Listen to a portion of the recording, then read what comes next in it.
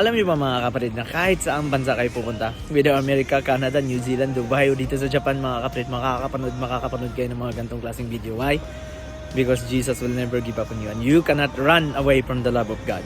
Dahil sa iyo mga kapatid, isinugo niya yung nag-iisa niyang anak para lang i-invest yung buhay at dugo ng kanyang nag-iisang anak para ikaw ay mapasa kanya. Tayo ay mapasa kanya. Kaya mga kapatid, don't think you can run away from God. Kahit saan ka magpunta, yung Facebook, yung TikTok mo, yung YouTube mo, bukas mo niyan, makakapanood ka ng mga kagaya ko. Dahil gustong ipaalala ng ating Panginoon kung gaano kanya kamahal. Kaya mga kapatid, you think God is speaking to you right now, huwag mo nang patagalin.